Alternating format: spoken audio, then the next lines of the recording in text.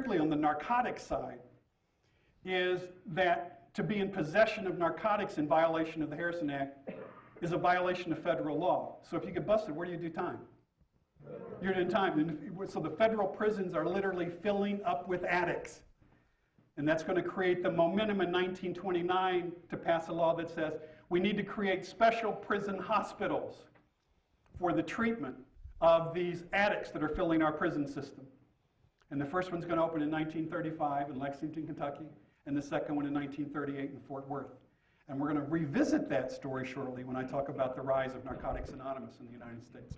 But let's talk a little bit about what's going on here. Transition period. We lose basically the ribbon reform. The last of the recovery mutual aid societies are for the most part gone by the time we get to the year 1900. We are going to begin to see groups like the United Order of Ex-Boozers. We're going to get, I picked that one because it was close to us, down in Chicago.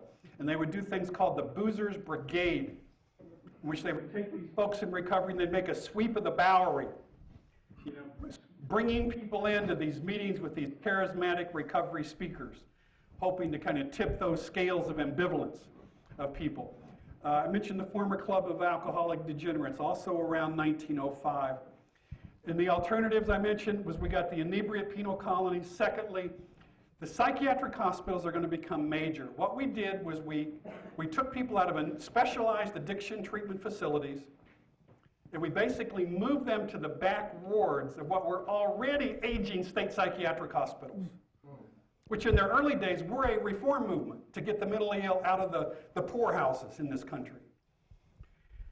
Let me tell you what that did. What that meant was, with the collapse of the understanding of addiction as a primary disorder, meant that whatever will come into vogue for the next 50 years will be indiscriminately applied to alcoholics and addicts who are in this system. So let me tell you what those treatments include. In the first 2 decades, we're going to have the birth of mandatory sterilization laws of the mentally ill and the developmentally disabled as part of a movement called the eugenics movement. It's a movement to purify the civilization, particularly of this country. So we're going to eliminate defectives through a mandatory legal sterilization. And that law also included who? Alcoholics and addicts. We don't have evidence that a lot of men got sterilized through that law. Because as many of you know, with the progression of alcoholism in that period, by the time alcoholism becomes visible and evident and has done most of its damage, these men have long ago sown their seeds and most of them now become impotent. Can I just be clear with you now about this? So did that affect a lot of men? No, but what I need to tell you is it affected a lot of alcoholic women. One of my early jobs was screening alcoholics and addicts in the state hospitals in the state of Illinois in